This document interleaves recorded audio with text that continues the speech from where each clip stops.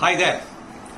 That picture that you see is of my mother when I returned in 1971, where the Indian team won a test series against the West Indies for the first time ever.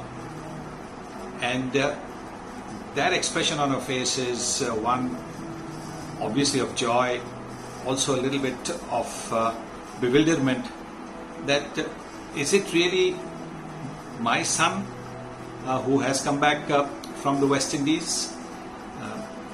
Because she was the one who had me in her womb for 9 months. She was the one who gave me my first breath, my first feed, my first everything, my first lesson in cricket.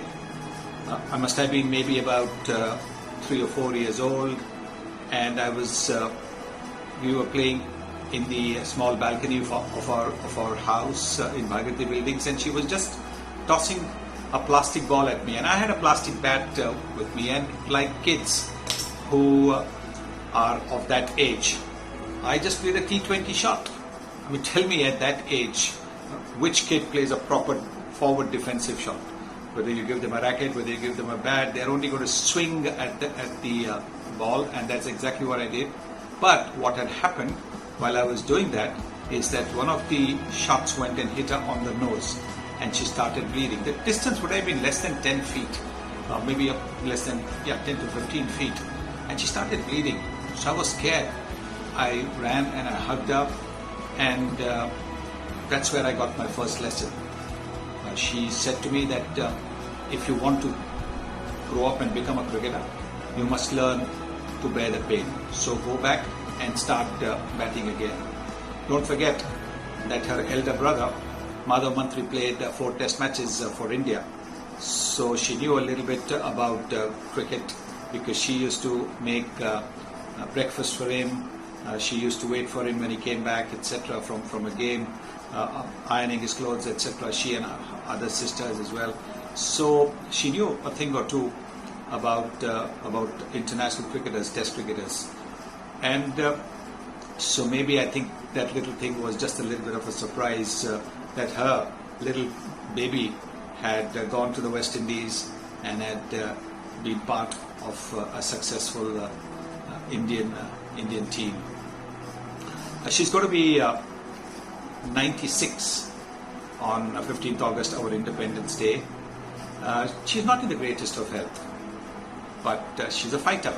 She's an absolute fighter. And that's another lesson, that in life there will be struggles. In life it's not going to be easy. As one former Australian Prime Minister said, life was never meant to be easy. And so clearly I think we all have to undergo struggle. Like in the instance of the plastic ball hitting her on the nose, where she told me the importance of no gain without pain. And that's true of all professions, not just sport. You work hard, there's pain at the start, there's struggles at the start of your careers, but once you bear those struggles, become more determined, then you get through. So these are the lessons that my dearest mother has taught me all this while. All I can say to her is I love her very much. To say to all you mothers that you are loved very, very much by all your children, all your relations, and it's probably never going to be even a fraction of the love that you actually give us children. But thank you all so much for being there for us, and for looking after us, for nurturing us, for holding our hands when things have not been going well, and encouraging us throughout our lives to become better than what we were yesterday. We love you, mothers. God bless you.